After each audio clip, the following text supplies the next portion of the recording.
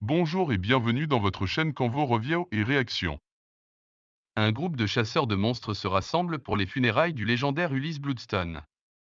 Dans le cadre de la cérémonie, ils s'affronteront pour tuer un monstre et remporter le légendaire Bloodstone, mais l'un d'eux, Jacques Gaël Garcia Bernal, a un agenda secret, titre original, Loup-garou de nuit. Il ne faut peut-être pas s'étonner que le compositeur Michael Giacchino soit devenu réalisateur.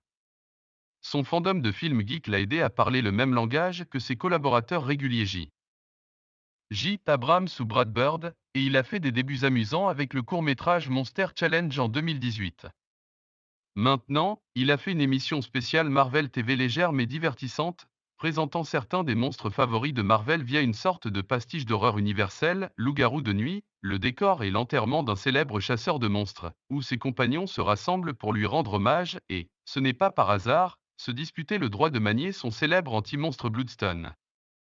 Parmi les invités figurent le mystérieux Jacques, Gaël Garcia Bernal, et la fille du défunt, Elsa, Laura Donnelly.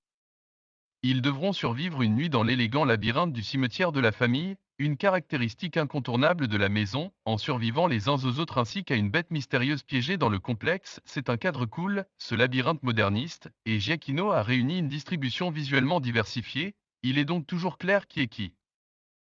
Même si ce n'est pas exactement ce qu'ils font.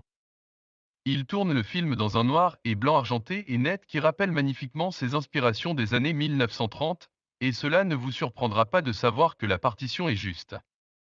Il y a même une touche de monstre amusante dans la fanfare Marvel de Giacchino.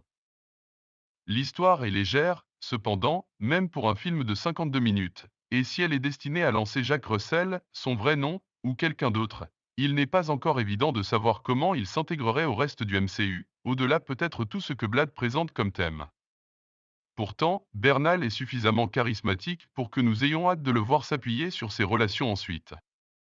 C'est bien de voir des balançoires sauvages comme celle-ci, avec Marvel essayant quelque chose de stylistiquement différent et jouant toutes les notes larges et sauvages de leur gamme de bandes dessinées. Pas aussi appétissant qu'on pourrait l'espérer, mais pas de hurlements non plus, c'est une sortie Marvel mince et amusante qui fait allusion à de plus grandes affaires de monstres à venir. N'oubliez pas de j'aime et abonne pour activer la cloche de notification.